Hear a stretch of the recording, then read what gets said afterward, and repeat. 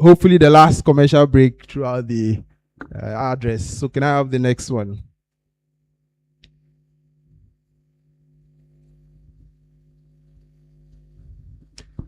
All right, yes. Today I would like us to reflect on 3 questions. The first question I want us to reflect on is, why does postgraduate research matter at all? And my attempt to respond to this question will be hopefully to set the context for the discussion. Then I have a second question. Whose responsibility is it? When we talk about postgraduate research, whose responsibility is it? I'm going to try to again address that by forcefully making the point that it is everybody's responsibility. It is a shared responsibility. It is not just the responsibility of the student, the supervisor, and the university. The government, industry, society, we all have a role to play in terms of postgraduate research if we're talking about transdisciplinary research. Then I have a last question. How do we maximize its impact? So my attempt to, again, speak to this question basically will be to project what we should be doing going forward so that we get the best impact from postgraduate research, an impact that is enjoyed by all of us who share in that responsibility, right? So with that, I would also make some statements that I passionately hold on to and hope that that would be part of what this conference, ponders over, in the last phases of the conference. Right, but my central argument is going to be very simple. I'm going to make the point that the benefits of postgraduate research are shared by society.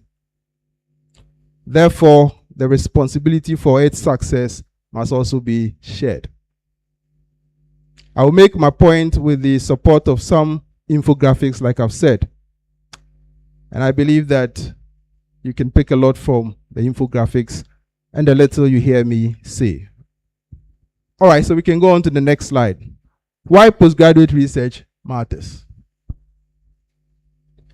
Too often, we see postgraduate research as the final requirement for obtaining master's degree or PhD.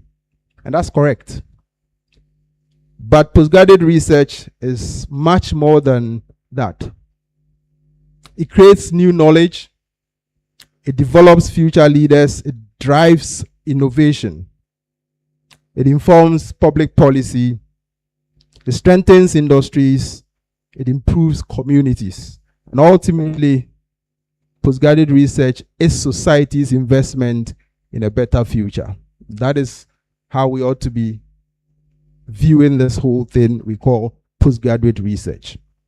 It is the engine that transforms ideas into innovation, questions into discoveries, and knowledge into solutions. Now, the real world problems require pragmatic steps. The real measure of postgraduate research is therefore not the number of theses or dissertations sitting on our shelf in the universities or even in our repositories as a university. It is the number of lives improved because that research existed. The question is no longer how many theses did we produce. The better question is this: what difference did they make? Can I have the next slide? And I guess as a researcher, I have perhaps woken up to that too late in my career. I'm smelling the coffee now, and my posture is no longer celebrating the number of papers I am publishing and the citations I'm getting. My posture now is viewing society and how they value us. Postgraduate research presents shared benefits to postgraduate students through stronger research skills and publication outlets. To faculty, It gives us high quality supervision outcomes and collaborations. To government, industry, society, and the rest, it presents more research capable national workforce. And to universities, postgraduate research improves our ranking, visibility, and reputation. And permit me to do this. I'm going to just pick on this last point, the benefit of good postgraduate research to the universities. And I'm going to just demonstrate something with information that we got from a small analysis we did in my faculty. Actually, the head of department for the Center for Settlement Studies in my university, in my faculty, did a simple analysis just to make a strong point to the university, right? So let's have the next one. The university's graduate school, that is K University Graduate School or School of Graduate Studies. This academic year, 2025-2026, revised this policy on, the publication requirement for postgraduate students. Until this academic year, the requirement was simply for a PhD student to show proof of 2 manuscript submissions. You just need to show proof that you've submitted some manuscript to a journal and it's under consideration, and then you would have met the requirement to proceed to submit your thesis. MPhil research students had no publication requirement. But the new requirement is simply this, that for the PhD students, now they are required to actually publish 2 journal papers. You need to have them published. And then for MPhil students, you need to publish at least 1 journal paper. It is not a case of it is under review, it's in view, and so on. You need to have them published to be able to actually submit your thesis for consideration, right? So that's the new policy. And the motive, the drive behind this is simply what you see there. We believe that every article, every published work has a lot of benefit for the student. And that's true. Even in terms of their completion, meeting the requirement and completing and developing the skill to write and so on. It also has a lot of benefit for the supervisors who work with these students, right? Even in terms of their progression through the academic ranks. So there's that, right? But you see, the student will be publishing with an address that is affiliated to the university. The supervisors would have their addresses also again affiliated to the university. So whatever good there is in these two, in publishing a paper, the university also enjoys that, at least in the context of visibility, right? So the university, in the middle of that intersection, also enjoys some benefit. Now, this is K University's Scopus outlook as of July this year. So you would see that we, as a university, have about 6,000 plus documents indexed on Scopus. This is coming from about 6,805 researchers in the university, so students and supervisors. So you can say we have a document per capita of 2 as of July. This is just an outlook from Scopus. Now, if you look at this statistics, that is our latest graduation statistics for postgraduate studies, right? So November 2025, we graduated 220 PhDs. We graduated 1 DBA, 556 MPhil, and then for MSc, over 1,500 MSCs and equivalent degrees, right? So for just that cycle, that November graduation cycle, we graduated over 2,300 postgraduate students. That's huge for just one cycle. We have 2 graduation cycles in a year. So if you take this and you make this projection, that one paper is published by the postgraduate students doing PhD and MPhil. Then in just that cycle, you can assume that you have about 777 journal publications from the PhD and research student, MPhil students. If you assume that, okay, the MSc students, just a quarter of them would, get into that groove and publish, then you have around almost 400 papers from those doing the MScs, the MA, the MFAs, and the rest. So if you took just that cycle, and with this projection, you'll be talking about a total of 1,174 publications coming from postgraduate research work in the university, just for a cycle. So imagine this, if you add every cycle over 1,000 published works to our Scopus outlook, what this will do for the university. If you look at this, this is the Times Higher Education criteria for ranking universities. A major one there, the criterion research quality, which is contributing immensely to the overall ranking, is basically drawing from indicators that look like, the citation numbers, the papers that are actually published, and so on. So the argument is simple. If we got our students publishing and publishing in good outlets, then of course the research volume would increase. It would improve our visibility. And because these are good research works, again, it would improve our, citation impact as a university.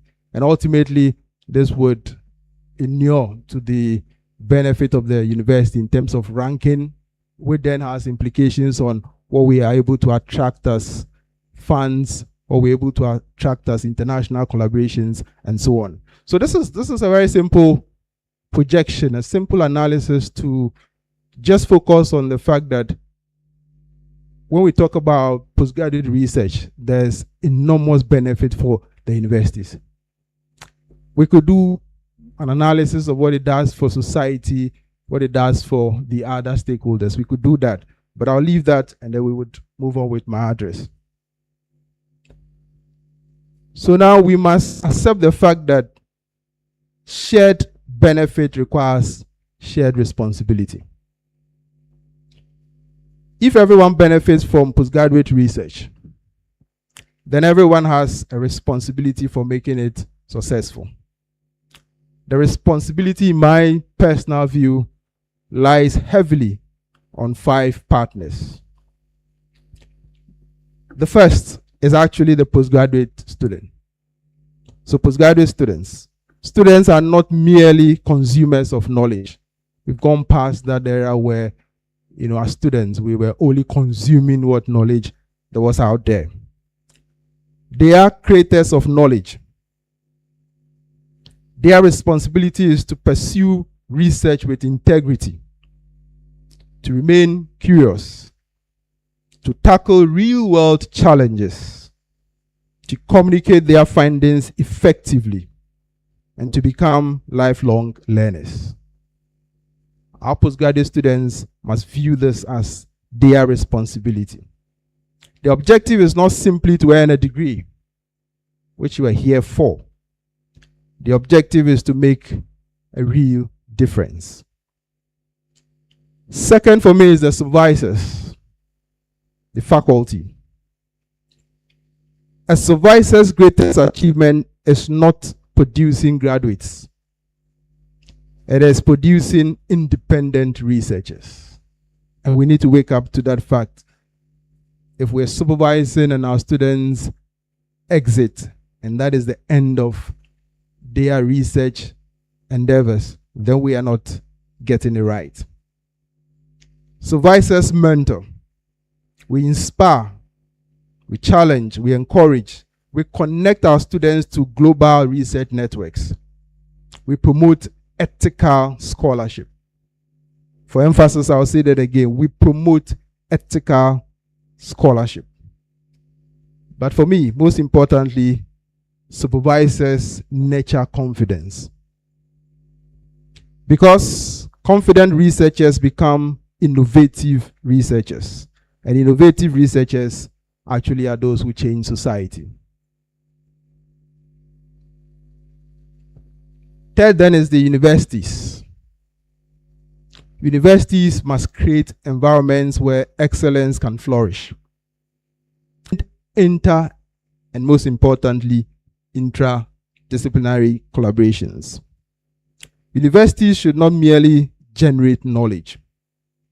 They must also translate knowledge into innovation, enterprise, and societal impact. Then the fourth is industry. Industry has a major stake in this. If our shift in paradigm is towards transdisciplinary research, industry should not wait until research is completed before becoming interested. And we see too much of that in our context.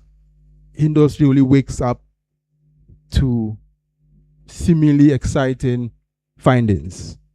That's when they come in. Industry must become a research partner. They must do this by helping define research questions, providing data, offering internships, supporting commercialization, and adopting our innovations. Industry must ensure that research addresses genuine societal needs. There's a role for industry. Industry must push us into focusing on issues that affect our people. Knowledge becomes valuable only when it improves people's lives. And then finally, there's a role for government.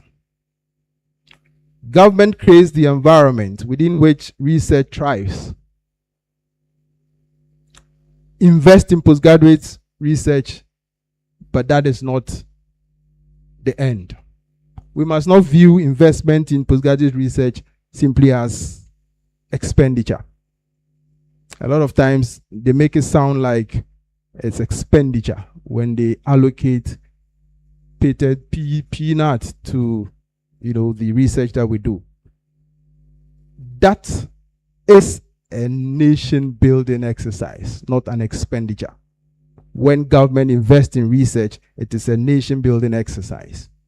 Governments must provide funding, develop enabling policies, align research with national priorities, and use research evidence to shape better policies. Now, countries that invest consistently in research are investing in the future of their societies, and that is extremely important.